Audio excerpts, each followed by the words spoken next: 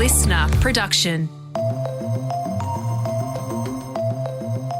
Hello, Katrina Blowers with you. Welcome to the briefing. The United Kingdom is going to the polls for a general election on Thursday, July 4, so around a month away. Even the way it all began was odd, and it triggered a lot of questions. Why did he have to stand in the bucketing rain? Why not put it off for 15 minutes? It just seemed so indicative of everything that's gone wrong for him as Prime Minister, but in particular the Conservative Party over the last 6 months. A midsummer election is unusual, and voting in the UK is not compulsory like it is here. So some are saying there probably won't be a high turnout. But if the polls are right, Rishi Sunak is facing a wipeout. In today's briefing, we're chatting to Australian comedian and UK resident Adam Hills about some of the truly ridiculous moments in recent British politics. There have been a few of them, and what we might expect after the polls close next month. But first, Bensi and Siebert is joining us with all the morning's top news stories. It is Tuesday, the 4th of June. Good morning, Katrina. 2.6 million Australians will be getting a pay rise from next month. The Fair Work Commission has announced that Australia's minimum wage will increase by 3.75% from July the 1st. It works out to be an increase of about $33 a week to the current minimum wage, benefiting around 20% of the national workforce. That means the national minimum wage for a full-time worker will rise to $915.91 a week. The Australian Services Union says the minimum wage increase will provide relief during a cost of living crisis, while industry groups were pushing for less of a rise.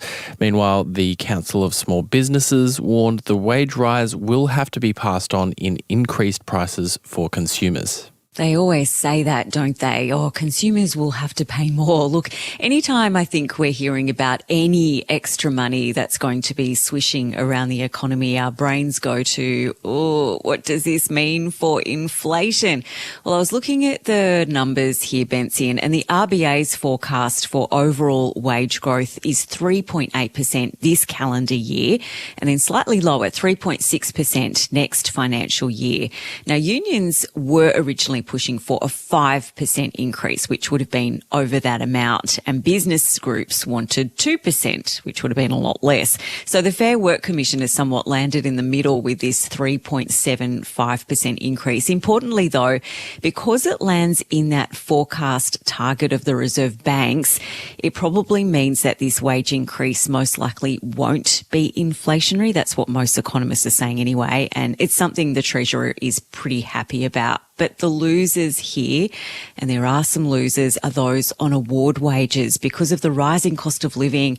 Fair Work even pointed out in its ruling that these workers are still worse off after this wage rise than they were before the pandemic. So that means that they can't afford to buy as much stuff, as many goods and services as they did back in 2019. So that's not great news. Government Services Minister Bill Shorten's defended the hiring of his speechwriter, who's going to be paid around $600,000 over 2 years, despite Services Australia saying it initially had the capacity to provide help. Shorten says the hiring of his speechwriter was done by Services Australia and he had no idea of the payment. The point about it is the person involved who's the speechwriter does a very good job. I'm not responsible for negotiating a contract. That was Bill Shorten on Nine's A Current Affair last night. In response, Services Australia has been asked to explain who proposed the contract and what the terms of that contract are, as most senior speechwriters in the department earn only around $140,000 a year. That's a whole lot less. Now, this is not a good look, particularly because there's a pretty massive backlog of claims within Services Australia. So the people who are consuming the services that this department provides might not be particularly happy to see someone getting this much money. According to the ABC earlier this year, there are 1.35 million social security and health claims that are yet to be processed. That backlog has since reduced to 607,000, but, for example, there were nearly 125,000 calls that went unanswered in 1 week last month, and on average it's taking 83 days to process an age pension. A lot of numbers there, but overall, the performance of that department is a bit of a problem. And we have some great results from the Aussies in sports news now. Let's begin with the Matildas, who scored victory over China 2-0 last night at Sydney's Olympic Stadium. Oh, how about the pass from Vine in behind for Russo, who accelerates and scores! The match was the final pre-Olympics game on home soil, and even better, was in front of a record crowd of nearly 80,000. Missing from the match was Sam Kerr, who's still recovering from her ACL injury, which sadly ruled her out of the Paris Olympics. Yeah, so great. I love how the Matildas can be relied upon for a good news story most of the time. The Matildas have now seen 14 consecutive sellout crowds. I think that's just because they bring the feels every time. And we've also got some great news from overnight tennis. Alex de Minaur has had what many are calling the best win of his career to become the first Australian man to reach the quarterfinals of the French Open in 20 years. He defeated Russian Daniil Medvedev in 4 sets. The last Aussie guy to make it this far in the French Open was Leighton Hewitt. Remember him? Back in 2004. So, really fantastic news from the tennis too. Okay, thanks, Bensian. We are about to get the rundown and a couple of laughs about the upcoming UK election.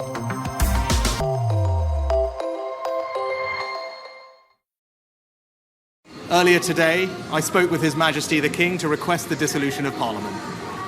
The King has granted this request, and we will have a general election on the 4th of July. That was British Prime Minister Rishi Sunak last month announcing an election in the pouring rain without an umbrella as protesters blasted "Things Can Only Get Better" in the background.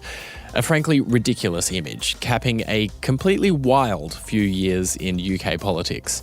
We had Boris Johnson attending birthday parties while everyone was supposed to be in COVID lockdowns. We had Liz Truss famously outlasted by a slowly wilting head of lettuce after a budget that briefly shattered the UK economy. And now we have Rishi Sunak, the multi-millionaire, announcing a national election in the pouring rain. This election is expected to wipe out Sunak's Conservative Party government in a landslide. So what has all this meant for the UK? And what might it look like after the Brits go to the polls on July 4? Comedian Adam Hills hosts the ABC's Spicks and Specks program and lives in the UK. Adam, thanks so much for joining us on The Briefing. What went through your mind as you watched Rishi Sunak announcing this election in the rain without an umbrella? Hold up an umbrella. I saw a meme going around of, I can't remember which politician it was, doing a press conference under an umbrella. Like, why did he have to stand in the bucketing rain? Why not put it off for 15 minutes?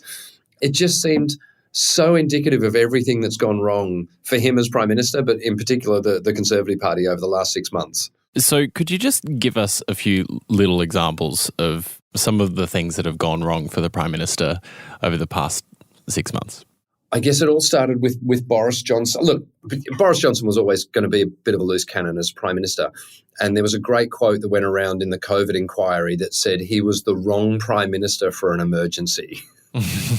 Well, possibly the wrong Prime Minister for that emergency. Personally, I think the problem with Boris Johnson is there are a lot of people within the party that didn't like the way he did things. You've got to have the party behind you. So then when you've upset the people that you work with, then things like, holding a drinks party during COVID restrictions, someone's going to leak that.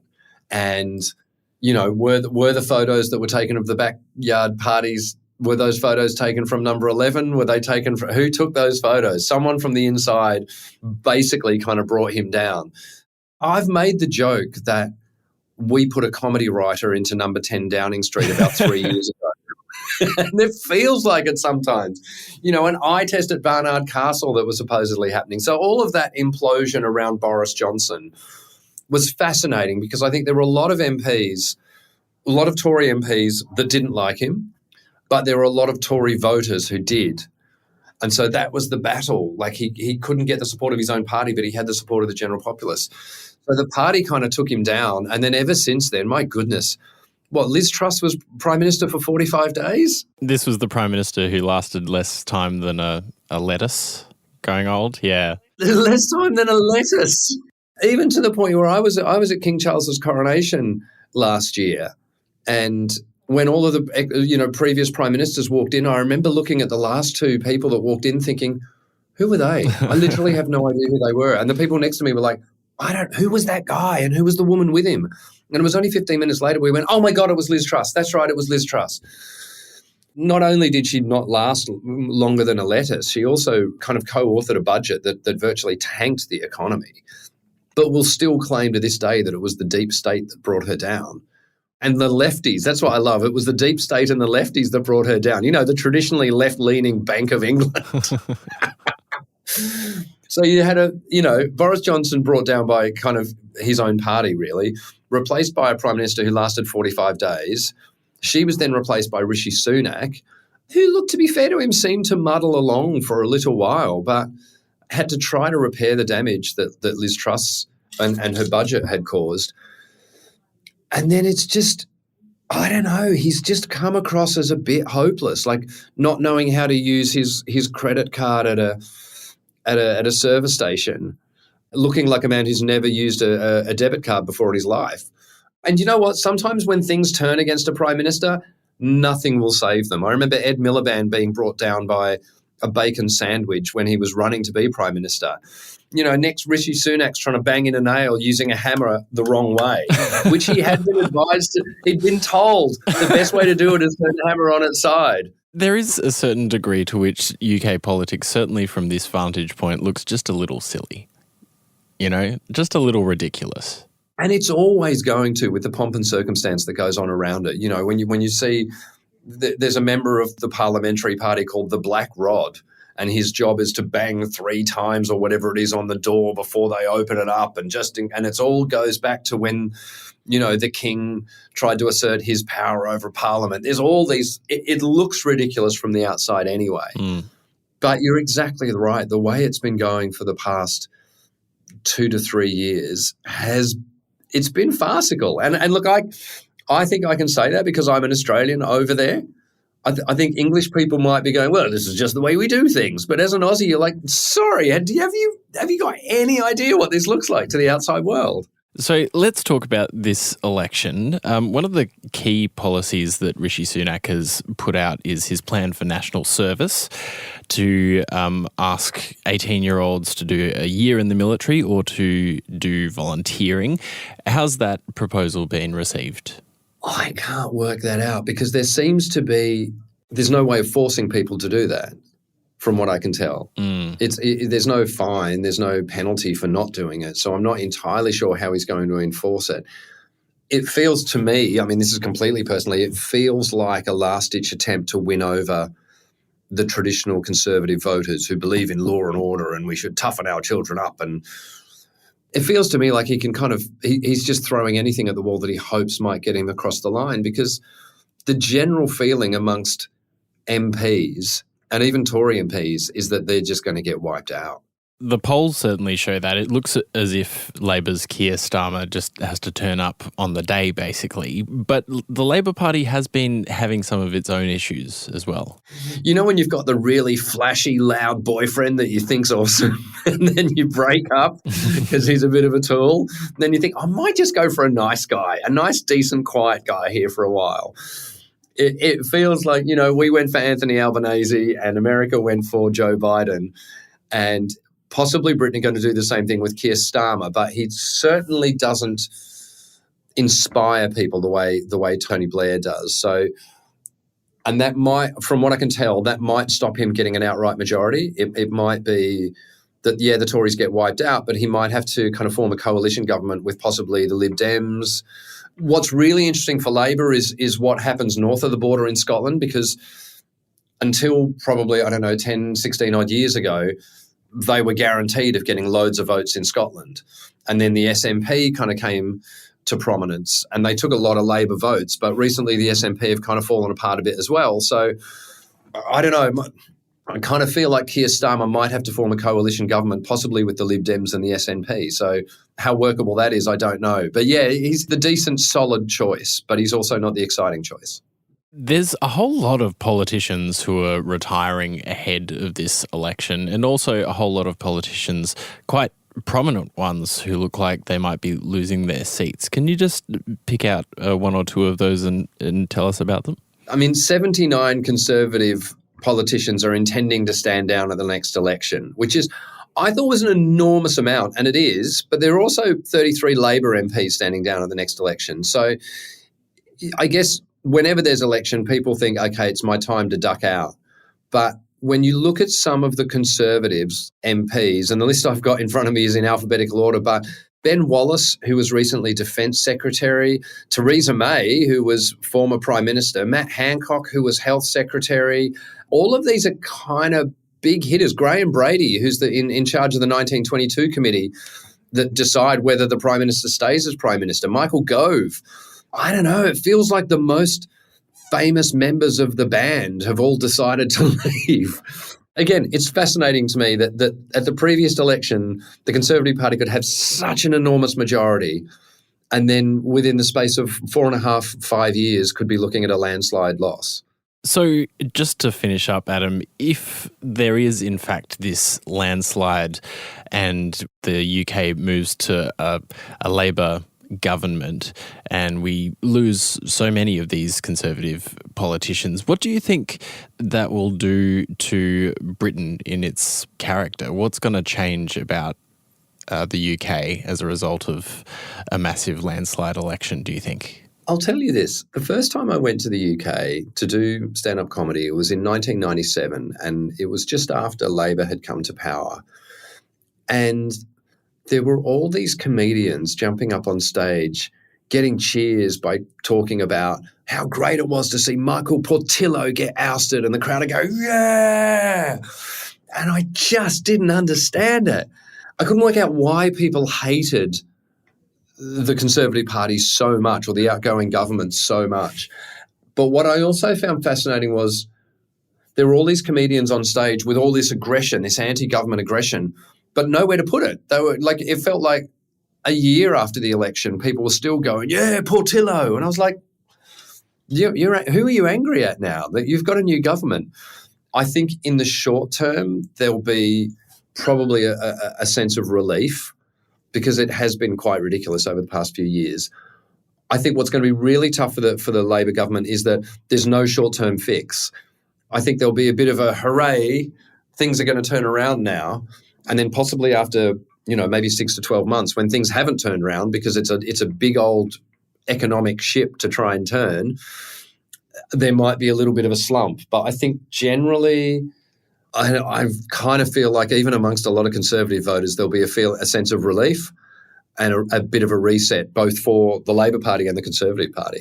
Well, it'll be fascinating to watch. Adam Hills, I know that you're coming back for Spicks and Specks, which returns at 7:30 on Sunday, June 9 on the ABC. So we're all looking forward to that. Thanks so much for joining us on The Briefing today. Oh, pleasure. Thanks for listening to my uneducated but vehement opinion. Adam Hills there, and the UK election is on July 4th. Australia, meanwhile, is due for another federal election before the middle of next year. Thanks for listening to this morning's briefing. If you enjoyed the app, please share it with a friend. The next episode will be in your feed from 3. I'm Ben Sion-Siebert. Catch you next time.